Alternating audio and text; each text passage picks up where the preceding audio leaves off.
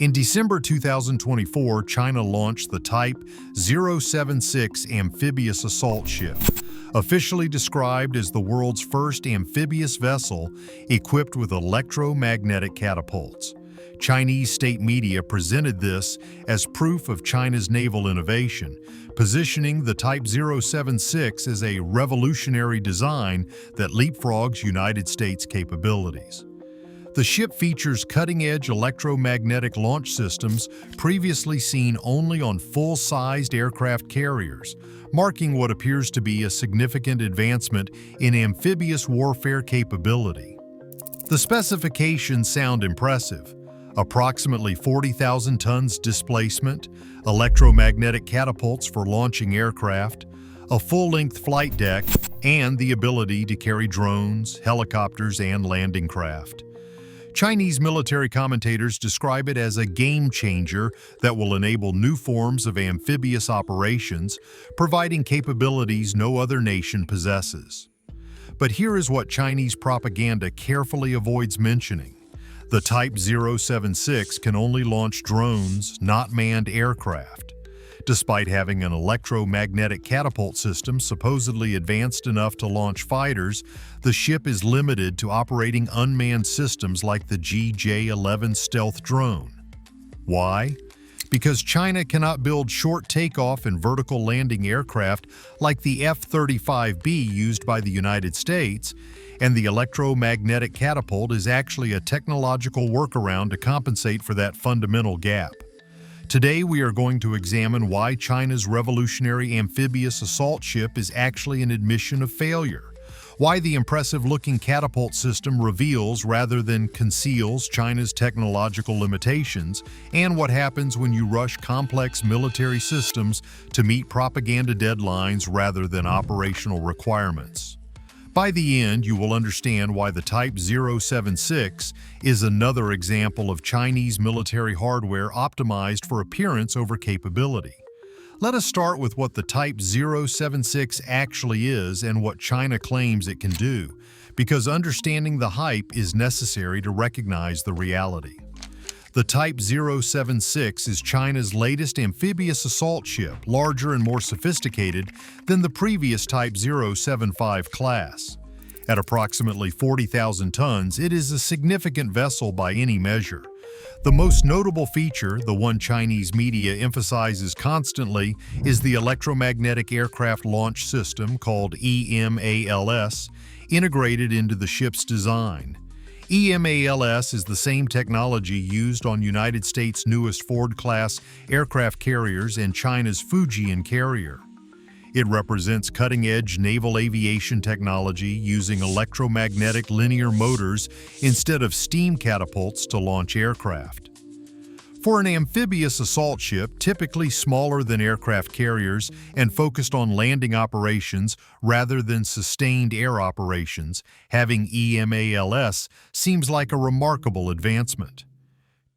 Chinese military commentators describe scenarios where the Type 076 launches waves of drones for reconnaissance, strike missions, and electronic warfare, while simultaneously managing helicopter operations and coordinating amphibious landings.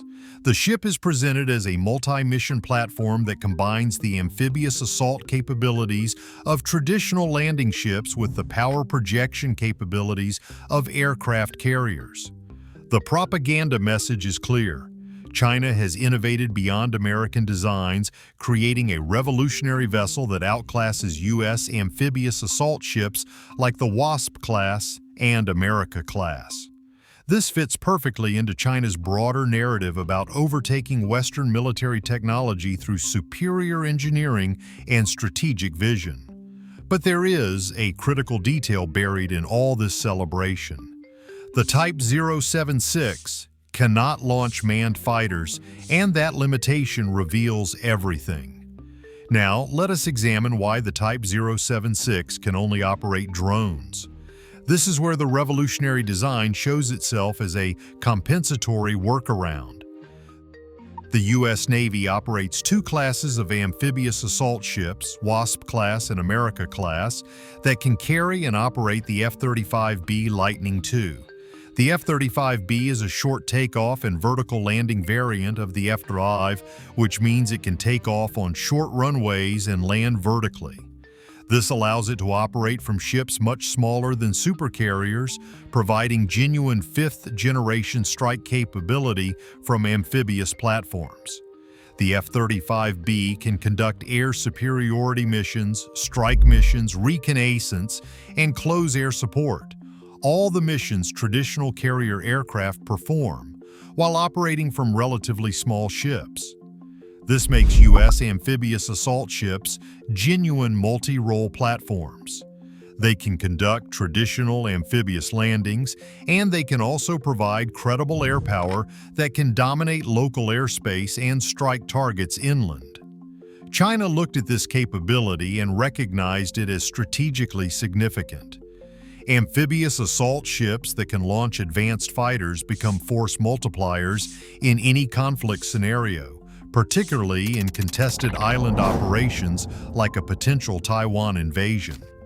China needed similar capability. But there is a problem.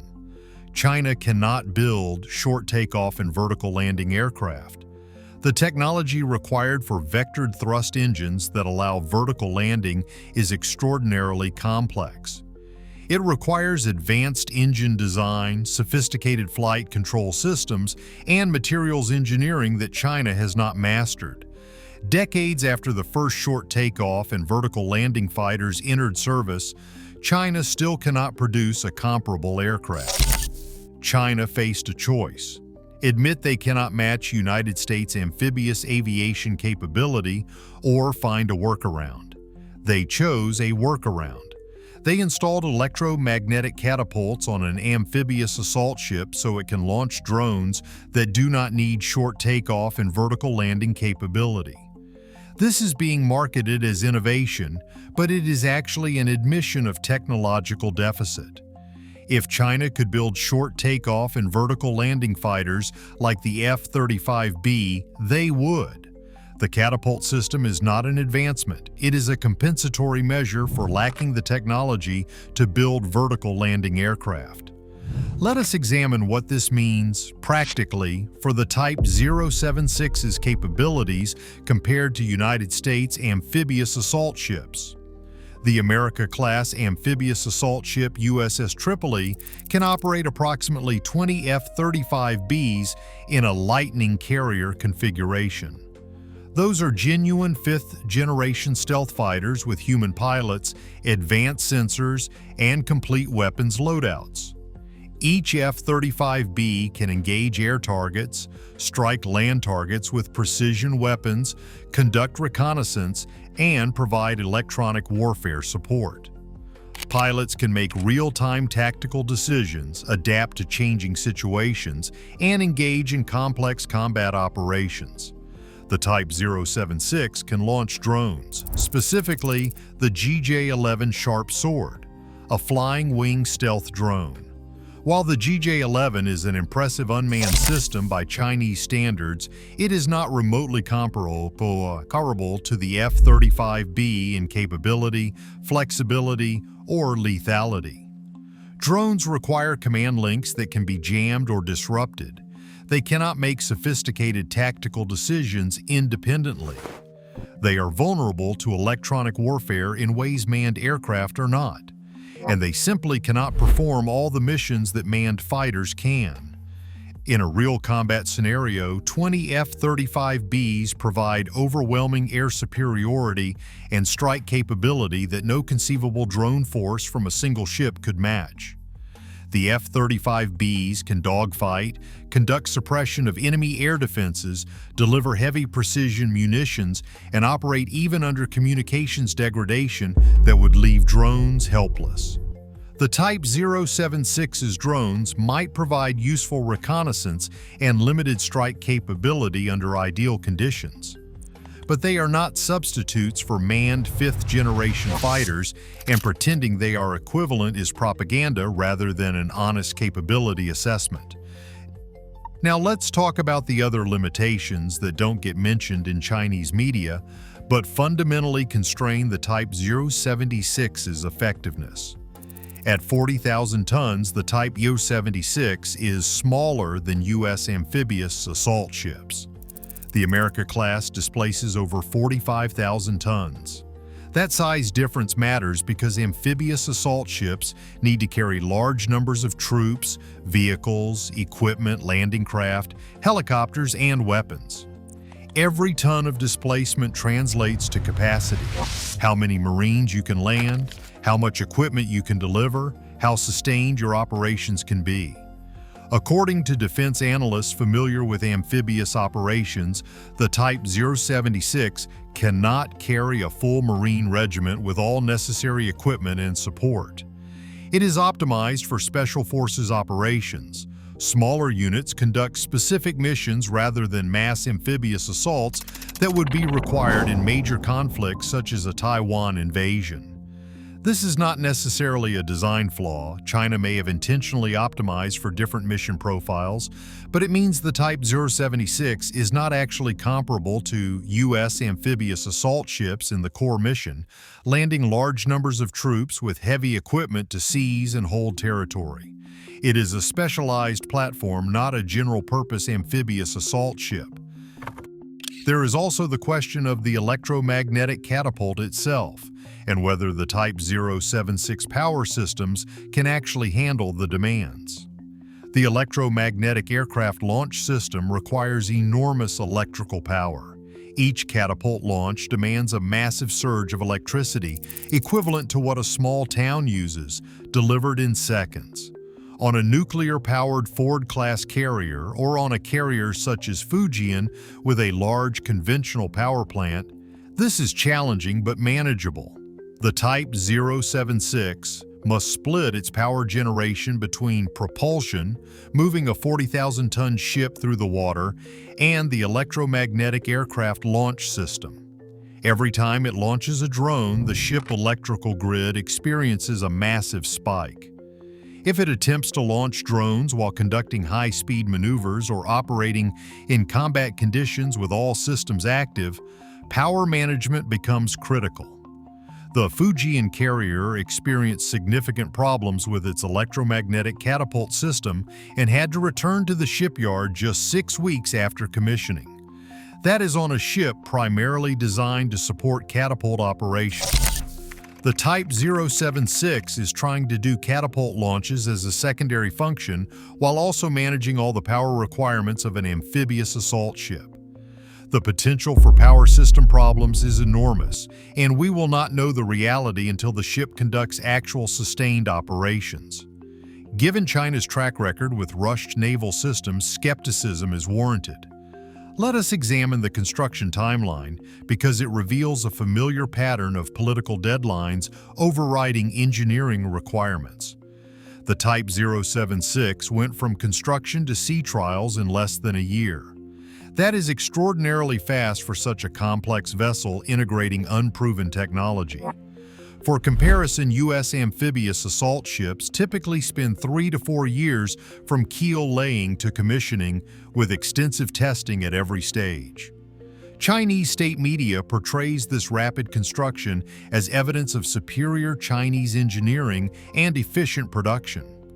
The reality is more likely that the ship was rushed to meet propaganda deadlines, getting it to sea for impressive photos and confident announcements even if systems are not fully validated. We have seen this pattern repeatedly. The Fujian carrier rushed to commissioning after minimal testing, breaking down 6 weeks later. The J-20 fighter was declared operational before engine issues were resolved. The Type 055 destroyer was trumpeted as the world's most advanced, despite never being tested in combat. The Type 076 follows the same playbook. Impressive announcement, minimal testing, confident claims, and likely problems that will emerge once the ship actually operates under stress. The smooth progress claims from Chinese officials mean little when we have seen how those claims hold up against operational reality. Now let us talk about what the Type 076 actually reveals about China's broader military development priorities and limitations. The ship's existence proves several things China does not want to admit. First, China still cannot build short takeoff and vertical landing aircraft despite decades of trying. That is a significant capability gap that will not be closed quickly. Vectored thrust engines are extraordinarily complex, and throwing money at the problem does not automatically solve it. Second, China's approach to military modernization prioritizes appearance over capability.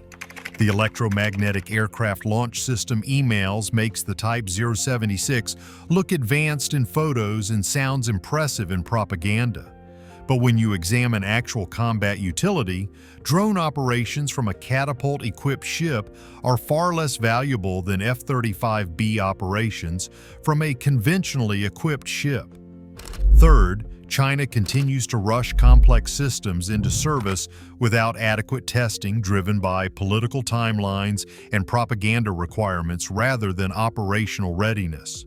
This creates a pattern of impressive-looking hardware with questionable reliability and unproven combat effectiveness.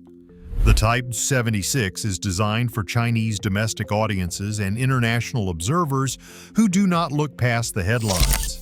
It provides impressive photos, confident state media narratives, and the appearance of technological sophistication. For those purposes, it succeeds perfectly. For actually fighting and winning wars, that remains highly questionable. Let's examine how this fits into China's broader amphibious warfare capabilities and whether the Type 76 actually addresses China's real operational needs. If China were to invade Taiwan, the scenario that drives much of China's naval modernization, what would they actually need? They would need to transport tens of thousands of troops across 100+ miles of water, land them under fire against prepared defenses, and sustain operations until the island is secured. That requires the following capabilities: massive transport capacity for troops, vehicles, and equipment; ability to suppress Taiwanese and likely U.S. air defenses; capacity to establish and maintain air superiority over the landing zones; logistic support to sustain operations for weeks or months; survivability against subsurface, surface, and air threats. Does the Type 076 meaningfully contribute to these requirements? Not particularly. It can carry smaller special forces units, but not the mass formations needed for a full-scale invasion. Its drone operations provide some reconnaissance and limited strike capability, but they cannot establish air superiority against aircraft like the F-35, the F-16, and the F/A-18 operating from Taiwan, Japan, and U.S. carriers. Its electromagnetic catapults are impressive technologically, but they do not translate to a significant combat advantage. The Type 076 appears optimized more for gray zone operations, island seizures in the South China Sea, special forces raids, and demonstrating presence rather than the high-intensity amphibious assaults that a Taiwan invasion would require. It is a specialized tool for specific scenarios, not a game-changer for a major conflict. So what is the bottom line on China's revolutionary amphibious assault ship? The Type 076 demonstrates Chinese shipbuilding capacity and willingness to experiment with advanced technologies. Those are real capabilities that should not be dismissed. China can design and build large, complex warships relatively quickly. That matters. But the ship is fundamentally a workaround for technological gaps rather than genuine advancement. The electromagnetic catapult compensates for an inability to build STOVL aircraft. The drone focus accepts limitations rather than achieving parity with U.S. capabilities. The rushed construction prioritizes propaganda over proven reliability. When you compare actual combat utility, what the ship can really do in contested operations against peer adversaries, the Type 076 does not match U.S. amphibious assault ships in capability. 20 F-35B aircraft operating from an America-class ship provide air combat power that drone swarms from a Type 076 simply cannot replicate. The power system challenges, size limitations, and unproven electromagnetic catapults operating on a ship not primarily designed for aircraft operations all raise serious questions about reliability and sustainability in actual combat conditions. This does not make the Type 076 irrelevant. In gray zone operations against less sophisticated adversaries, or in specialized scenarios where drone operations provide specific advantages, the ship could be useful.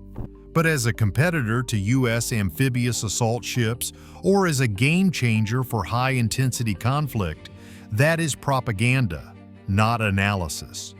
The Type 076 reveals as much about China's limitations as its capabilities.